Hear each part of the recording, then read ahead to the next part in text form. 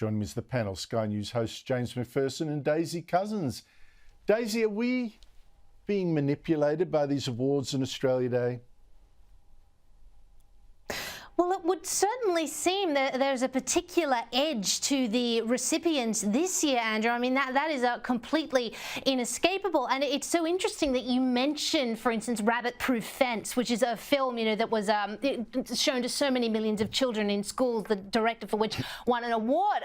I was shown that film when I was in high school in the early 2000s, and I remember it. I loved my high school, but they showed it in the context of, how the evil white Australians and, as you said, these Indigenous children taken, happy, healthy ones, against their will. And I remember as a kid going, "Oh my God, what a terrible history we must have," etc., etc. Same with my friends. I just sort of bought it because that was just what you were taught. And another thing that was pushed in high school, Andrew, was the flora and fauna myth. I remember being told that Indigenous people until 1967 were covered under the Flora and Fauna Act, which is an outrageous myth that has been debunked again and again and again. But this stuff, along with things like Rabbit Proof Fence, are pushed to children. No, and it's only now, Andrew, in my 20s and now 30s, that I'm actually learning that this stuff is false. So pervasive is it? So how outrageous that this director has been given this award for perpetuating such a prolific falsehood. It's also for his wider film career, but I'm just saying this has been very damaging to the story of Australia that is taught to children. James, what do you make, of all this? There's no, Frenchman of the Year award. There's no German of the Year award. There's no American of the Year award. Other countries don't do this, but we have this Australian of the Year awards that seems to me about lecturing people. It's interesting, Andrew, if you go back to the first Australian of the Year in 1960, Sir Frank Macfarlane, he was recognised worldwide for breakthroughs in immunology. He won a Nobel Prize for that. That was an objectively great achievement from an Australian on the world stage. Or in 1964, Dawn Fraser, recognised as Australian of the Year for winning gold medals in 3 successive Olympics. I think we could all agree objectively that is a magnificent achievement on the world stage. But it seems to have changed in more recent times, and it's less about objectively great achievements and more about advocacy for particular social causes. And the problem with that is that we've all got different opinions on social issues, and so rather than unite Australians in pride at one of our own who changes the world, it tends to divide Australians because, as I said, advocacy on social issues is far more subjective. And on top of that, we now give the Australian of the Year a platform to talk to us for the next 12 months about how we can be better people. And so I'm with you, or at least I think what you're insinuating is, why don't we just get rid of the Australian of the Year? Let's not pick the best Australian, and let's just agree this is an incredible country. If you were born in this country, you won the lotto in life. It's a magnificent place to live, and we should all celebrate the fact there's 26 million of us who are all endowed with dignity and worth and value, and let's just celebrate the great country we have together.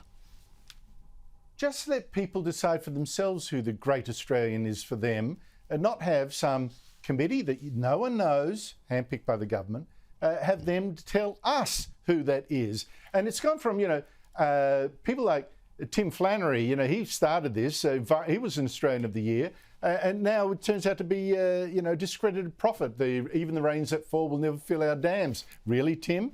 I mean, on and on it goes. Daisy, what do you make of this year's choice as a former bodybuilder who then switched tack, posed naked when she got chubbier, and now lectures us on positive body image? Here she is after being named Australian of the Year. Body shaming is a universal problem, and we have been bullied and shamed into thinking our bodies are the problem.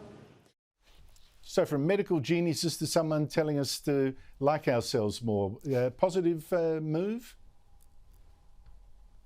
Oh, look, Andrew, this is so right in line with the kind of left-wing cultural narrative that is being pushed forward. We've gone from these great achievements to someone talking about, liking their bodies. And well, look, body image, positive body image is very important. There are people who suffer from eating disorders, who have trouble with it. It can cause terrible mental health problems. But the way that has been harnessed nowadays to this sort of culture of, I guess you'd call it toxic self-love, it really is sort of the ultimate ultimate status symbol. And the fact that someone is getting an award for this, I mean, really, it is sort of a downhill spiral, shall we say, from magnificent achievements to someone saying, oh, maybe we should like ourselves a little bit more.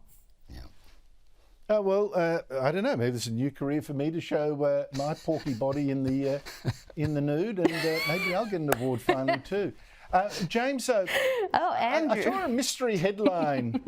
Yeah, no, I know it's an awful thought. An awful thought. My children are probably saying, "Dad, that was a dad joke. Don't say it again."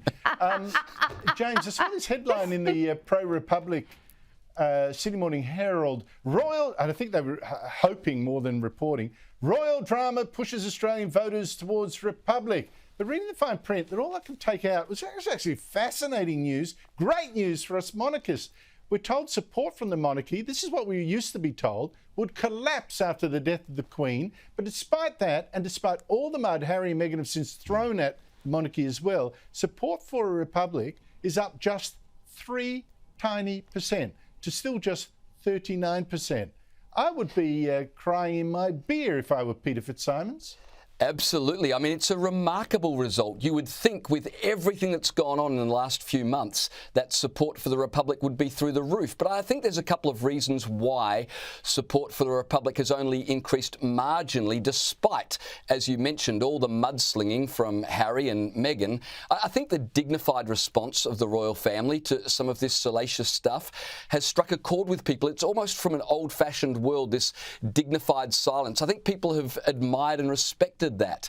On top of that, I think people know the future of the monarchy is not Meghan and Harry, it's Kate and William, and most people like them. And then King Charles has pretty much behaved himself since becoming king. He hasn't said outrageous things, and of course his coronation, which is due soon, I think will remind people that the monarchy is, 1,000 years old. And there's something I think deep within us, when things are changing so rapidly, there is a desire within people, I think, to stay connected to something that has history, that has stability, and that has tradition, compared with if we become a republic. What is it? President Kevin Rudd? Is it President Malcolm Turnbull? I think James. People don't want to contemplate that any more than they want to contemplate what you were talking earlier about your new career, Andrew.